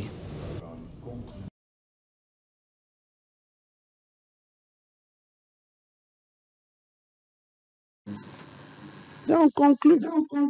Voilà, nous retournons sur ce plateau. Nous allons prendre ces communiqués officiels de la Direction générale des impôts, DGI, qui informe toutes les personnes physiques rémunérées par un tierce de droit public ou de droit privé qui, conformément aux dispositions de l'article 22 ter de la loi numéro 004/2003 du 13 mars 2003 portant réforme des procédures fiscales telles que modifiées et complétées à ces jours, et ces mesures d'application, elles sont tenues de souscrire au plus tard le 30 mars auprès des centres d'impôts synthétiques de l'administration fiscale du lieu de leur résidence une déclaration récapitulative annuelle de l'impôt professionnel sur les rémunérations hyper afférentes aux rémunérations versées par leur employeur au courant de l'année 2024.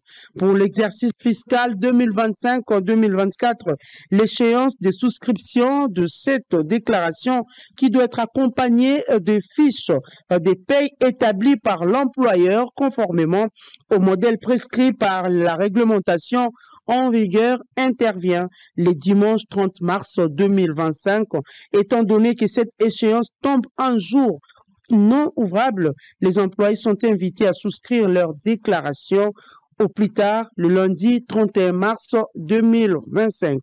Aussi, l'administration fiscale invite-t-elle toutes les personnes physiques concernées par cette obligation à retirer les formulaires de déclaration auprès des centres d'impôts synthétiques du lieu de leur résidence ou à les télécharger à partir du site web de la Direction générale des impôts à l'adresse suivante www.dgi.gouv.cd. S'agissant d'un employé ayant changé d'adresse d'habitation par rapport à l'année de perception des rémunérations, la déclaration doit être retirée et souscrite auprès du centre d'impôt synthétique correspondant à sa nouvelle adresse. La déclaration récapitulative annuelle de l'IPR doit être souscrite soit sur support papier, soit par voie électronique à travers la plateforme I-impôt employé, même en cas de non-paiement, de paiement partiel ou de retard de paiement de rémunération. En cas de non-respect de cette obligation, il sera appliqué à l'employé défaillant une amende conformément à la législation fiscale en vigueur. Fait à Kinshasa le 7 mars 2025, Barnabé Mouakadi Mwamba, directeur général de la DGI. Voilà, nous sommes arrivés presque à la fin de notre mission. Nous allons conclure avec Prince Epengue qui a 3 minutes et Meda Kankolong aussi 3 minutes. Otikolanda Cursus, il y a Ebérand. Il ne fait toujours pas le poids. Madame, je voudrais apporter une précision. Ce n'est pas la personne. L'âge, hein? C'est l'âge? Non, je disais compétence, expérience? Je disais que d'abord, tango même barekita kabatu. Eloko aliboso et alina ba poste oyo sengeli pona moto. Akoya kosala nini? Après bokoloba poste ba mission nango yali boye. Alors toluka mutoyo akoki ana ba compétence ana background wana poete ayako sala mosala iwana. Toana domaine moko d'abord politique. Les chefs des partis politiques sont jaloux de ce qu'ils sont, de ce qu'ils font. C'est comme ça que je vous disais que tenir un parti politique dans un pays comme le Congo, comme les Peng et les fonds depuis des années, ce n'est pas chose facile. Surtout pour nous qui n'avons jamais géré. Kolongele, évidemment, j'ai même des cadres ou un cadre du parti ADD Congo qui a étudié avec lui. Pour ça, la douanaye, na mère nourricière, inikini. Je n'ignore pas côté à compétences naïe, ça n'a pas de problème. De ce côté-là, il n'y a pas de problème. Mais j'ai dit, mission, il y a consultation et il y a l'inini. Tout ça qu'on visait nini. C'est même pas lui. C'est même pas lui. C'est Félix Tshisekedi qui l'a choisi.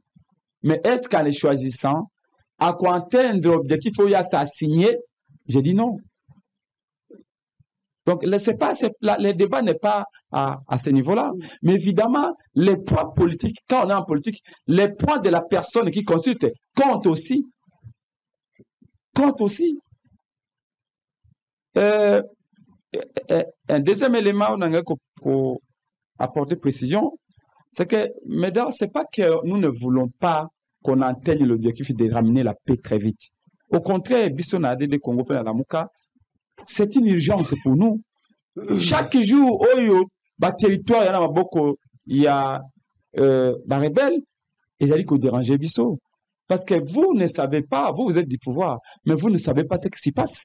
Vous ne savez pas exactement et surtout qu'on ne sait pas dans combien de temps nous allons sortir de cette situation. Donc, nous avons statico à l'élo, nous avons bénéficié de Congo. Nous avons payé d'infalanga, nous avons payé de bandes nous avons payé de territoire, nous avons payé d'opportunités économiques, nous avons payé d'investisseurs moyens de réalité, risque pays est très élevé. Au-dessus, par-dessus tout plutôt, les territoires nationaux, chèrement acquis par Lumumba et ses compagnons, les lieux ont échappé Bisso. C'est comme ça que j'ai dit que token est tout droit au but. Parce que consultation à Kolongele coûte de l'argent à la République. Mbongo zali ko ba utiliser kuna pour nous consulter. Zali mbongo à l'État, zali mbongo à Félix Tshisekedi, zali union sacrée, zali mbongo ya bana Congo, ya ba province, ya ba territoire, ya ba village nyos. Donc on ne peut pas dépenser de l'argent de l'État et comme ça. C'est comme ça que nous disons allons tout droit au but. Il faut un cadre qui nous permette à nous dire des vérités. Voyez-vous? Donc, le cadre à Kolongele wana, ezali cadre ya kozwa poste kanga monoko servi Félix Tshisekedi. Mais il faut un cadre oyo tokoya koloba toko guerre ekomi rapport nini. Poni ba ko bomande ko na biso. Qui a fait quoi? Et qu'est-ce qu'il faut faire pour trouver la solution? Tobenga ba protagoniste, ba partie prenante nyonso ba ya. Toyokani, tolobani, to trouver piste de solution, peut te lever à partir à l'élo moto qui négocie mando quitté à partir à l'élo moto qui cherche une élection voilà comment on va aller 2028 voilà comment on va faire et c'est ce cadre là qui nous permettra de recruter puis ma à crise sociale voilà. Maintenant est-ce que biso to ali orgueil c'est pas une question d'orgueil de Konangai vous savez vous avez raison de le rappeler ba so ba opposition lelo kaka biso la muka biso a des Congolais de côté na pouvoir Kabila organizaki je crois 3 dialogues tout ce que kokendate to apena posa pouvoir non to ko bunda pona ko pouvoir mais to lingi pouvoir oh to ko sa bola mpo da peuple pouvoir to ko tonganzela pouvoir to ko pesa mai pouvoir to ko sécuriser pouvoir oh na koti pona ko zoa moya kolia c'est pas ça ce pouvoir là que Fayulu a besoin que Penga a besoin donc évidemment to ko koloba ete bon biso ba Penga na Fayulu Kabila organizaka 3 dialogues to kendate Félix organizaki dialogue moko awo ndo tu ko rappeler yango ndenge tu ko rappeler yango Moïse Katumbi akendeki bemba akendeki bazaki pe ba ministère mais ça a fini comment ça a fini en cacahuète est-ce que c'est ce pouvoir là que nous voulons non donc nous sommes prêts à patienter même un siècle mais vous savez que on peut influencer son pays sa nation sa communauté tout en état d'opposition plus que ceux qui sont au pouvoir dépasse son comportement. Parce que c'est une question de principe. Ce que tu as makambo et que ça na consultation c'est une question de principe. C'est pas une question d'orgueil. C'est une question de valeur. C'est une question de conviction politique. Pourquoi tu boya qui t'en Kabila ça qui dialogue? Maramisa to Fayulu la boya qui penga boya qui. Pourquoi tu Félix ça li concertation de Moïse Katumbi na Bemba biso boya qui. Comment est-ce que le soyen et le ko biso boyi? Au cas que ça pour orgueil. Mais bah fingi biso opposant nzala non pourquoi to kaité to profiter to kende ko zaper akolia non c'est parce que o ezali mabe et ali mabe et comme mala monter parce que yo ezana nzala ko changer ma canicité c'est ça un éternel même nzala na yo mais tu gardes ta dignité tu gardes tes principes mais ici ali kambo ya mboka loko ali kamamboka ce qui réellement Félix Tshisekedi alobi ali kambo ya mboka ndenge wana ngambo na ye après émission okende ko mono lobby et penga lobby kulutu nangai cadre wana o choisir et ali mabe. Voilà le cas de tout proposer. Mais évidemment, à un moment donné, Trotala, il a proposé à Bisso. Félix a proposé Oyaye. Tobimbo, le cola entre Oyabiso proposition. Na Oyaye. Le cola mboke ali go kendobe au kende. Qu'est-ce qu'on fait? Finalement, peut-être ma position est qu'on s'est rapproché pour nous retrouver une voie médiane. Voilà, ici, il n'y a pas de place pour l'orgueil. Mais quand même, ne nous appelez pas à ce qu'on renonce à nos idées, à nos valeurs, à nos principes. Nous voulons garder les idées et les principes parce que c'est avec ça qu'on peut changer un pays. Merci. Voilà. Médaka Kolongo. Alors, je vais pour que les Naoya Souka, on ne vous appelle pas à renoncer à vos idées, prince. Au contraire, on vous appelle à construire ces beaux pays ensemble. Donc, ici, Congo est un restaurant, au Félix Zana Kwanga Kaboyela Kabatu, non. Congo est un héritage commun. Et vous devez retenir que ce qui nous unit est plus fort que ce qui nous divise. Et ce qui nous unit, c'est les Congo. Et on a bandeli. Ne pensez pas que oh y a bien la vérité. Non, au contraire, n'a pas parce que au comprendre que mon tobaché comme conseiller spécial Zali Montoazana parcours, sur le plan scientifique, sur le plan moral, éthique, dont en les choisissant, président de la République, Ayebi pourquoi à choisir donc, moi, je le souhaite, Asala Moussala Malamu, Eberand Kolengele, Asala Moussala Po Nasuka, après sa président résultat, Obato Bazali Kozela.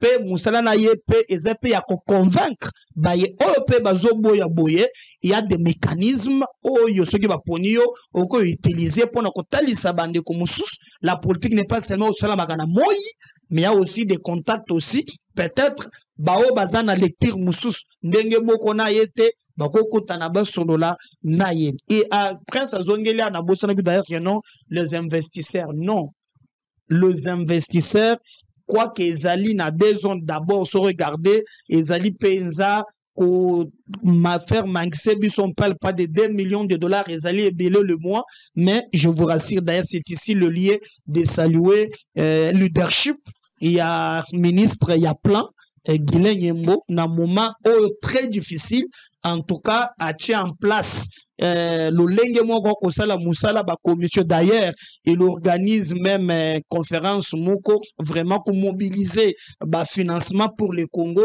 les investisseurs partout dans le monde, Bakoya, Awana Congo. Donc, je pense que nous avons un ministre, il y a plein qui travaille très bien et que sur ces plans-là, Prince Peng, ne vous inquiétez pas, les investisseurs, Bakoya, chaque jour, malgré situation très difficile, d'ailleurs, on a pu travailler aussi dans na sanswana mais le moko asugisa kiawa alobaki o lelo américain moko ya kiawa ake kolobano tala maintenant opposition tango ba mindele bazoloba et que Félix dit gagne eza nini eza te pour américain ba États-Unis a sanctionné Kabarebe eza te pour ba sanctionner et ça représente quoi mais maintenant quand il y a maintenant un américain hein accueilli alobi maloba akati kati azu oyo ya monike azamalam alobi yango l'Union européenne ça fait quoi ça change quoi mais maintenant vous comprenez que oyo Félix a gagné sur le plan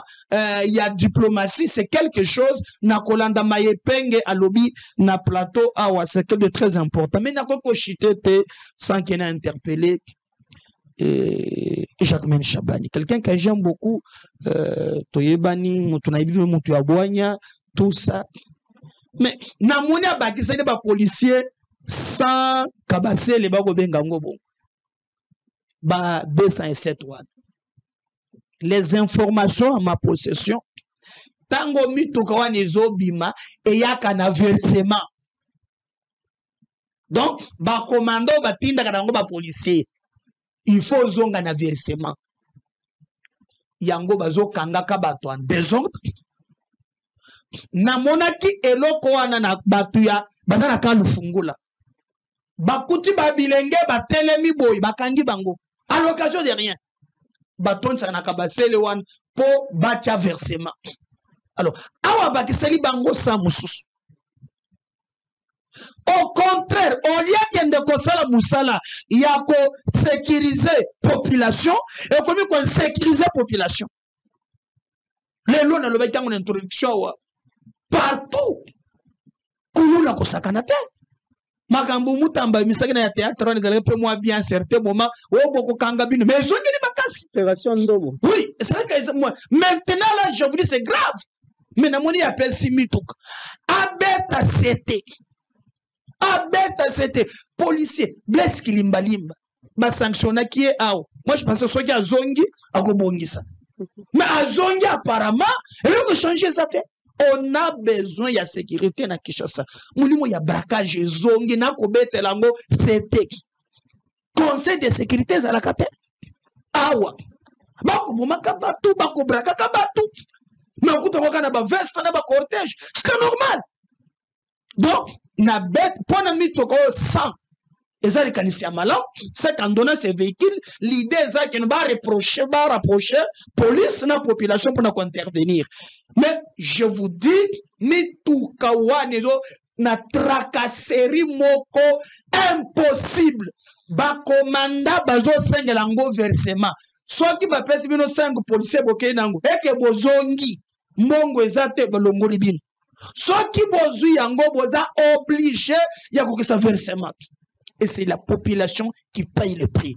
Donc Jacquemaine Chabani a bondelio moyena beto mboje ezate me bongisa côté wana eza mabe makasi. Voilà. Il a raison.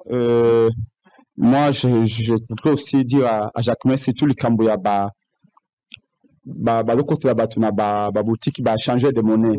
Sincèrement, Ndeko Jacquemaine, qui est un homme très intelligent, très posé, je crois que c'est une question de moyens. Amika pour renforcer, à part tout cas passer la policier, après ça va un peu moins moyens financiers. Parce que tout cas c'est bien, mais il ne faut pas que Kabila et pas la population. Donc je vois tracasserie à policier, on va pas c'est ça. Et ça tracasser trop et c'est vraiment insupportable. Bakoya basundoli embouteillage ezali batika embouteillage bakangi mutumoko bango ti ba miso mbongo après ba ko s'occuper comme embouteillage et c'est pas bon. Je voudrais appeler bakonzi armée ba militaire au batie na repos ya Ndolo côté église de Philadelphie wana na Ndolo les militaires là, il faut avoir moyen de vivre décemment parce qu'ils commencent aussi à déranger beaucoup la population. J'ai vu les militaires qui Andolo, nous sommes disciplinés. Bimi na bambeli na nzela wana Andolo, parce qu'ils intimident les chauffeurs. Des militaires avec des au moins ils ba honnête na bango militaires wana. Oh baza Andolo. Et c'est pas bon. Je crois que tant que béni mutu armé, il faut donner les moyens. Ne donnez pas une arme à quelqu'un sauf qu'à affamé. Sinon tu es enfin un danger pour la population. Donc, bah cause armé, bah militaire ba Andolo, bon s'occuper na bango très bien. Parce qu'il ne faut pas non plus que le baka ba la faute, mais au PC Penny, au PC Mbeli, à la militaire, au PC Mondouki, au PC Akoli Ate, au PC le Foutete, au Linga Salanine. Donc, vraiment, c'est très important. Il y a que tirer attention, moi, mon de la population se plaint ça. Plus de 50 appels. Depuis presque 2 mois, ils ont pour la bana wawewa, ils ont pour la bisele kakana anzelawana, ils ont pour la passer à Batapaka Juma. Ça ne va pas pour certains qui sont apparemment bazar contrôlé et donc ouais, les responsables militaires Andolo qui lui essaie un peu de regarder encore une fois. Nous voulons vraiment que, y compris le gouverneur de la ville, Ameragotala, au moins ce que le cadre pour Yanjili, descente nous à la Kawana, Nzele Zakamune Nebwe. Maman, Nzela place on a battu kufa mikonyos. So ngo katsa pose wa bis oya côté ya Tchango Koto, toujours que Nansele. Ce que le cadre pour Yanjili wana place wana chaque année il y a des morts. L'année passée il y a peut-être plus de 100 morts place wana. Au moins 20 personnes, 10 personnes, tamponner dans mituka. Est-ce que ndeko dit les boko que ne manque que tala wana so les gars pour Anjili, bon mais à côté ba bande pour la population 450 zela personnes, ba élargir nzela za très lisse et comme malamu, mais tant que montaza au 400 ba mituka les gars place wana 120, 100 à l'air, 80 à l'air, ils a ko faucher population et ba mécano côté na gouvernement de la ville Kinshasa. Batia ba bande pour population à 4 place et puis ba mekana ko régler so à côté à vitesse place peut-être de 70 ou 60 pour éviter que bomaka ba congolais mikolonios parce que ça va pas du tout. Voilà, merci beaucoup Prince Pengue, merci aussi à Médard Kankolongo, merci aussi à tous nos très chers téléspectateurs Bino Bayibozu Penza Libaku ya Kolanda Biso. Merci beaucoup. Merci Mamelo.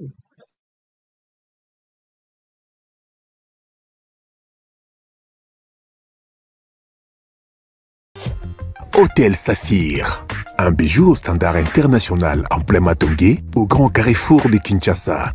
Plusieurs catégories de chambres, bureaux et appartements climatisés avec Wi-Fi et TV, n'a faux prix. Petit déjeuner y compris dans son restaurant aux spécialités variées, avec réduction des prix pour Naba client Oyuba Fandina Hotel.